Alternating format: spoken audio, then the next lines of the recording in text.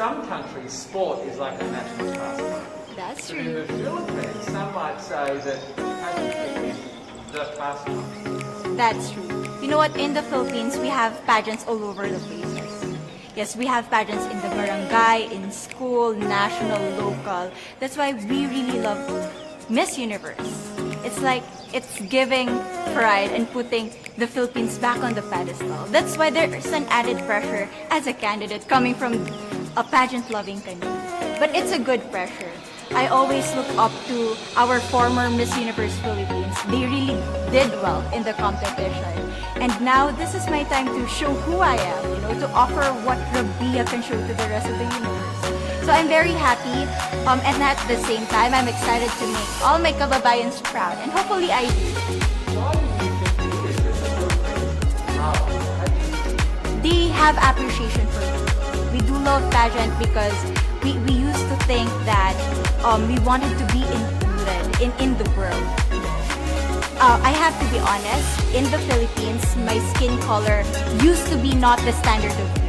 I was obsessed whitening my skin because these are the kinds of beauty queen we see on the mainstream. But things were different now. That's why I'm very proud to be a morena. In the Philippines, we call it morena. It's brown skin girl. And to be able to represent, my color, my identity as a true Filipina. Tell me about your journey to being crowned Miss Philippines. In a world that, in a country I should say, that loves pageants. That must have been a very intense process. Tell me about, your journey to being Miss Philippines. Well, my journey was crazy. You know what? I started to be a dark horse. Nobody noticed me. Nobody knows I was in the competition up until the preliminary and the coronation night. And when I won, I received different comments. Of course, there were people who didn't expect me to do well, who think that I cheated. That's why I need to redeem myself in Miss Universe. I really need to do well in this competition. And the thing is, I love pressure. I love criticism. I get better every day with that. You tell me I cannot do that, I turn to you and I'm going to say that, no, I can do it for myself. Good for you. So how does it feel then to be on the global stage? How do you feel to be here in this moment, right now? It's crazy, but I'm overwhelmed with the support, not just from the Filipino community, but also from Thailand, Latin countries who do appreciate me as a candidate, as a person.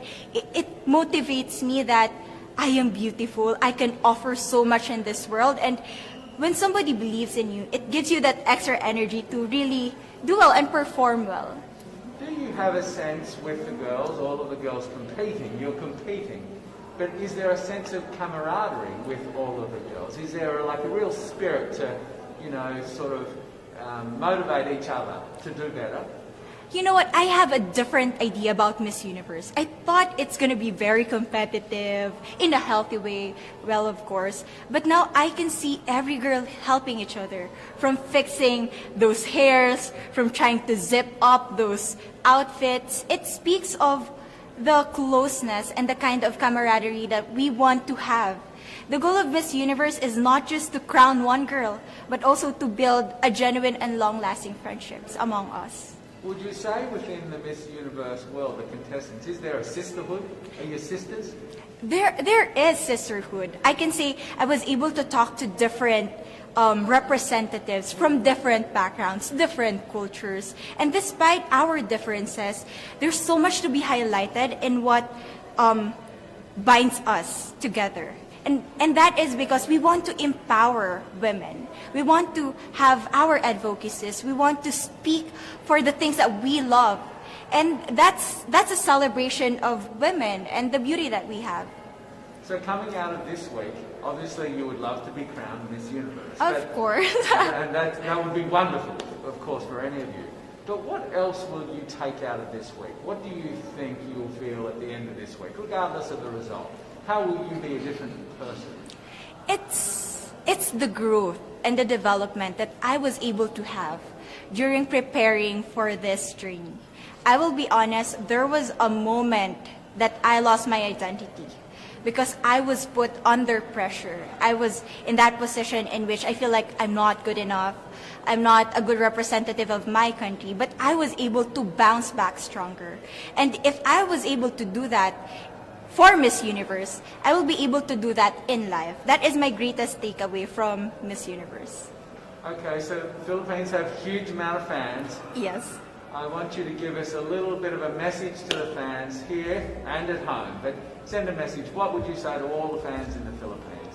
To all my fans from the Philippines and from all over the world, maraming salamat po. Thank you so much for loving me and for believing in me. It means a lot to somebody who is so naive in this industry, who has no idea how to become a beauty queen on the first day of my journey. But because of your love and support, I was able to be the woman that I am today. And regardless of the result, I may or I may not win the crown, but one thing is for sure, I'm gonna make you all proud.